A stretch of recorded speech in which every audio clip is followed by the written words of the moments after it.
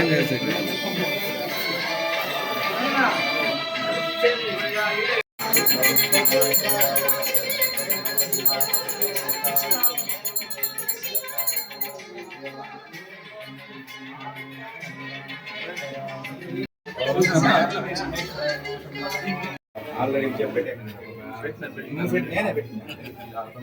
ఆచే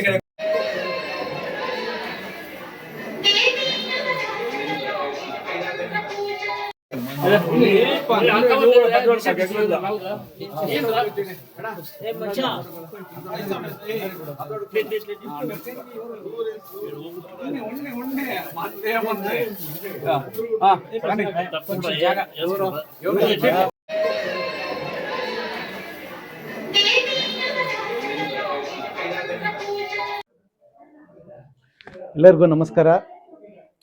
ಏನು ಮೊಟ್ಟ ಮೊದಲನೇದಾಗಿ ಮಹಾಶಿವರಾತ್ರಿ ಹಬ್ಬದ ಹಾರ್ದಿಕ ಶುಭಾಶಯಗಳು. ಶಿವರಾತ್ರಿ ದಿವಸ ಇವತ್ತು ನಮಗೆ ನಮ್ಮ ಹೆಬ್ನಿ ಗ್ರಾಮಸ್ಥರು ಅದ್ದೂರಿ ಸ್ವಾಗತ ಕೋರಿ ಆ ದೇವರ ಮೊಗಲೀಶ್ವರ ಸ್ವಾಮಿ ಸೇವೆ ಮಾಡಲು ಅವಕಾಶ ಮಾಡಿಕೊಟ್ಟಿರ್ತಕ್ಕಂಥ ನಮ್ಮ ಹೆಬ್ನಿ ಈ ದೇವಸ್ಥಾನದ ಟ್ರಸ್ಟ್ ವತಿಯಿಂದ ಎಲ್ಲ ಹೆಬ್ನಿ ಗ್ರಾಮಸ್ಥರು ಕೂಡ ನನಗೆ ಸೇವೆ ಮಾಡಲು, ಈ ಅಲಿಲು ಸೇವೆಯನ್ನು ಮಾಡಲು ತಾವೆಲ್ಲರೂ ಕೂಡ ಈ ಅವಕಾಶ ಮಾಡಿಕೊಟ್ಟಿದ್ದಕ್ಕೆ ನಿಮಗೆಲ್ಲರಿಗೂ ಕೂಡ ನಾನು ಧನ್ಯವಾದಗಳನ್ನು ಹೇಳ್ತಾ ಇದ್ದೀನಿ. ಮತ್ತು ನಾನು ಪ್ರತಿ ವರ್ಷ ಕಾರ್ತಿಕ್ ಸೋಮವಾರದಲ್ಲಿ ಒಂದು ಸೋಮವಾರ ಆದರೂ ಅಭಿಷೇಕಕ್ಕೆ ಕೊಡ್ತೀನಿ, ಇಲ್ಲಿ ಬಂದು ಪೂಜೆ ಮಾಡಿಸ್ಕೊಂಡು ಹೋಗ್ತಾ ಇರ್ತೀನಿ.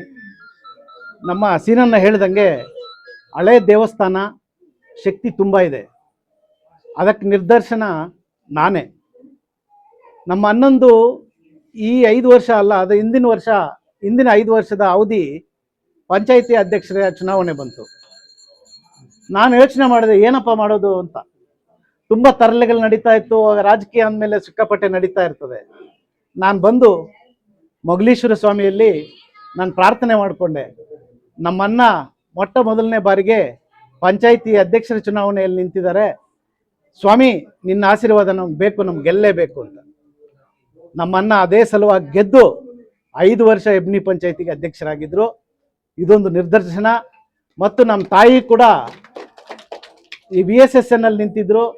ಅವಾಗೂ ಕೂಡ ನಾನು ಬಂದು ದೇವರಲ್ಲಿ ಪ್ರಾರ್ಥನೆ ಮಾಡಿಕೊಂಡೆ, ಅವಾಗೂ ಕೂಡ ದೇವ್ರ ಫಲ ನನಗೆ ಕೊಟ್ಟಿದೆ.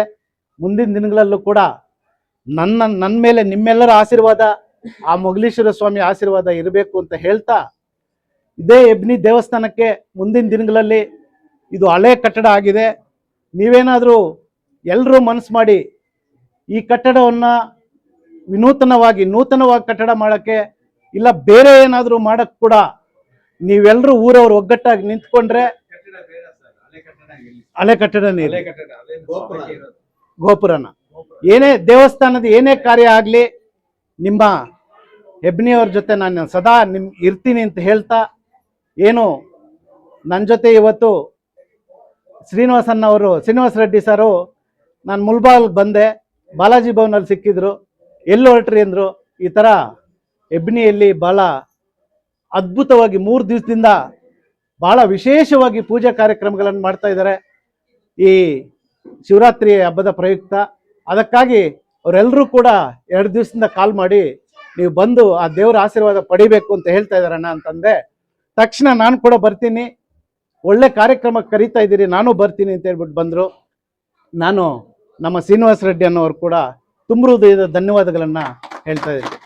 ಅದೇ ಥರ ನಮ್ಮ ತಾಲೂಕ್ ಪಂಚಾಯಿತಿ ಮಾಜಿ ಸದಸ್ಯರಾಗಿರ್ತಕ್ಕಂಥ ಸೀನನ್ನವರು, ನಮ್ಮ ಮುಷ್ಟೂರು ಪಂಚಾಯಿತಿ ಉಪಾಧ್ಯಕ್ಷರಾಗಿರ್ತಕ್ಕಂಥ ವರ್ಧನ್ ಅವರು, ಇದೇ ಗ್ರಾಮ ಪಂಚಾಯಿತಿ ಮಾಜಿ ಉಪಾಧ್ಯಕ್ಷರಾಗಿರ್ತಕ್ಕಂಥ ರಾಘವ್ ಅವರು, ನಮ್ಮ ಈ ದೇವಸ್ಥಾನದ ಟ್ರಸ್ಟು ನನ್ನ ಸ್ನೇಹಿತರು, ನನ್ನ ಕ್ಲಾಸ್ಮೇಟು ಆದಂಥ ನಮ್ಮ ಮೊಗಲ್ ಸೀನಾ ಅವರು, ಮುನ್ರಾಜ್ ಅವರು, ಶಿವ ಅವರು, ಮುರಳಿಯನ್ನವರು, ವೆಂಕಟೇಶ್ ಅವರು, ಹೇಳ್ತಾ ಬಂದರೆ ನಮ್ಮ ನಟರಾಜನ್ನವರು ಹಿರಿಯರು.